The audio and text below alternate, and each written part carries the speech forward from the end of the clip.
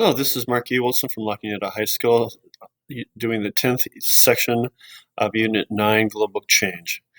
This section is about human threats to biodiversity. We'll be looking at the suggested skills to be able to describe disadvantages, advantages, or unintended consequences for potential solutions. The learning objective is to explain how human activities affect biodiversity and look at strategies to combat the problem. There are 5 different essential knowledges that we will be going through. HIPCO is the first one. HIPCO basically is an abbreviation for HIPPCO. H is for habitat fragmentation or lost, where we destroy the forest by deforestation for lumber, cities, and roads, for crops. Wetland draining. For example, agriculture or urbanization destroys the wetland. Rainwater level decreased by dams so that it does not get into, for example, in the Nile River used to flood, and therefore good agriculture downstream of what is now a dam. It's not happening anymore. Invasive species such as zebra mussels and kazoo vine outcompete the native species, and they're brought in by humans. They outcompete for food and space, lowering the populations of natives. Population growth, meaning human population growth, drives habitat loss. Why? Because when we urbanize, we grow farther and farther out, destroying habitat. Agricultural expansion to feed more people removes habitat, also causes fragmentation of a habitat, which we'll see a little bit more detail. Pollution, oil spills destroy marine organisms' population size. Pesticides such as Roundup, the glyphosate, or atrazine kill non-target species or even damage humans. Climate change shifts biomes farther and farther north, therefore species habitat ranges shift. They can change temperature and precipitation patterns, such as seen in Texas in this year.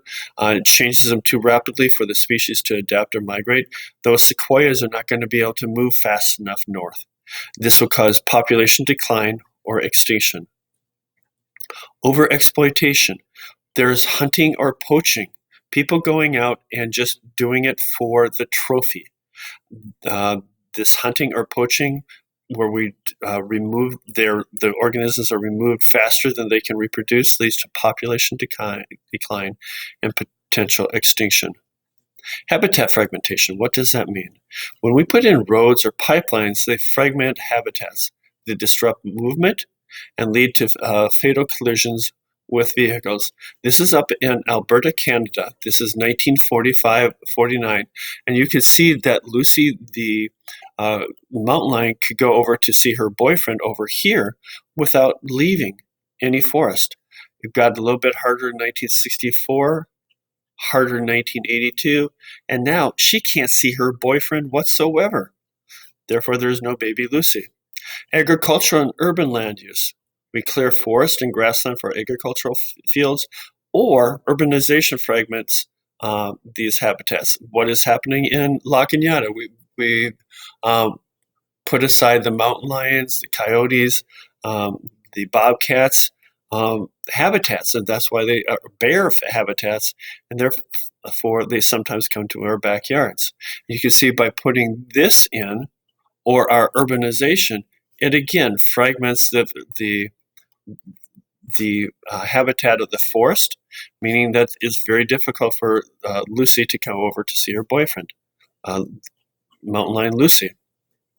Sometimes logging, both removal of trees and construction of logging roads to transport lumber, fragment the forest ecosystems. This is not complete anymore. It's been destroyed, first by the roads and then by the clearing of the forest. Breaking of larger continuous habitats into smaller isolated patches disrupts breeding, disrupts being able to find food, disrupts migration. Metapopulations. In other words, some species are disrupted by fragmentation than others. Large predators need large. You can have 400 mice out on an acre on the football field. However, a mountain lion will need several hundred square miles to be able to survive. Smaller populations of case-selected mammals may struggle to find mates because they're separated so much. As you can see here, they're able to go back and forth and find their mates, but due to fragmentation, it's going to be difficult to do. Habitat fragmentation creates smaller isolated subpopulations. The smaller subpopulations have less genetic diversity, therefore they're more likely to have inbreeding depression, less resilient to environmental disturbance or disease. Metapopulations are mostly isolated subpopulations connected by habitat corridors. This can allow gene flow mating between populations, improve genetic diversity. The edge effect on the side of, for example, the habitat fragmentation. The edge habitat are where two ecosystems such as a forest grassland or ocean river meet, and they have different characteristics than the middle of each. Some species thrive in the edge of the habitat, and biodiversity is often higher in edge habitats due to a diversity of food, shelter, and nutrient resources. Edge habitats can expand range of potentially disruptive species. For example, the brown-headed cowbird that can thrive in grassland forest regions. The brown-headed cowbird is a brood parasite, which means it finds an empty nest, it's going to lay eggs and go away. Well, the songbirds are going to hatch the eggs for the cowbird and then raise them unknowing that it's a different species. So the cowbird in the lower left-hand corner comes in and lays the multicolored egg among the white, and the others are going to raise it. And mom, see how much bigger it is than mom? Therefore, it's going to take most of the food from the other babies and maybe wipe out or destroy the other babies by pushing them out of the nest. Climate change. Temperature change is going to shift biomes. For example, the boreal forest up in northern Canada and temperate coniferous forest are shifting farther and farther north. Tundra may decrease. The grasslands, the frozen grasslands, since it's not frozen anymore, it will go away. You can see here the dark red means it's getting warmer and warmer. And you can see here the biomes 2017 to 2100 is shifting and it's changing. Precipitation change oftentimes due to climate change. The warming global temperature will decrease precipitation in some areas, leading to soil drying out and desertification. It will increase in some areas, expanding tropical ecosystems. Sea level rise because of climate change, due to both heating and glaciers melting, but mostly due to heating.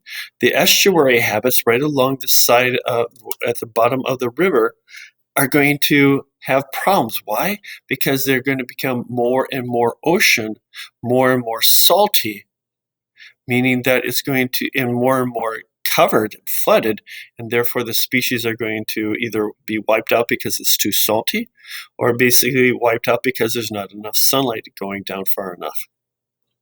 Climate change can shift range of habitats or increase or decrease their range altogether. But biodiversity and domestication. Domestications of species for agricultural generally decreases genetic and species biodiversity. For example, with crops, fewer crops are grown as selective breeding and genetic modification results in only the highest yield species. Genetic modification used and select breeding also lead to less genetic diversity in crops, making them more vulnerable to disease or environmental disruptions. If you see here, for example, the beet right here, it starts up with over 200 different species and it ends up with 17.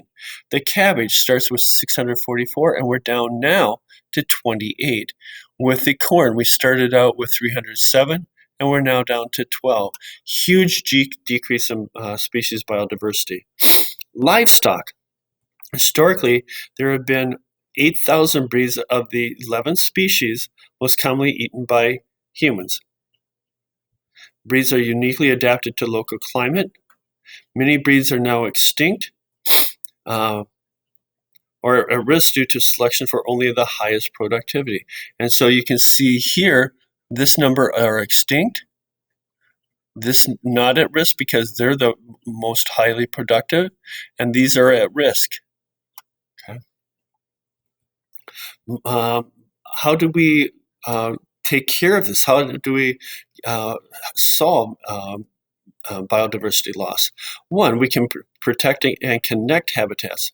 Protecting important habitats by creating national parks, nature reserves, or prevent them from being developed. Connecting fragment habitats with wildlife corridors enables movement. And so we see this, for example, this is one in Canada, which allows the creatures to go far across and therefore be able to breed with members on the other side without having to say, hello, Mr. Carr. You can use sustainable land use, where urban growth boundaries, where we say the town cannot go beyond here. How? Here. We infill and building up as opposed to going out. We reduce urban sprawl, can reserve the existing habitats. Expanding parks, urban gardens, green roofs can provide habitat for many species. And New York City, when I was there a couple of years ago, has tons of roofs with gardens on top. Sustainable agriculture, where we lower meat consumption, therefore reduce the number of land we need to basically feed the cattle. We restore lost habitats. We replant clear-cut forest. We reestablish prairies on old agricultural fields or golf courses. So practice FRQ for this unit, where we want to describe disadvantages, advantages, or unintended consequences. 1. Describe one economic disadvantage and one economic advantage of preserving a piece of land as a wildlife preserve. 2. Can you describe one environmental advantage of preserving a piece of land as a wildlife preserve? Thank you, and I hope that was helpful.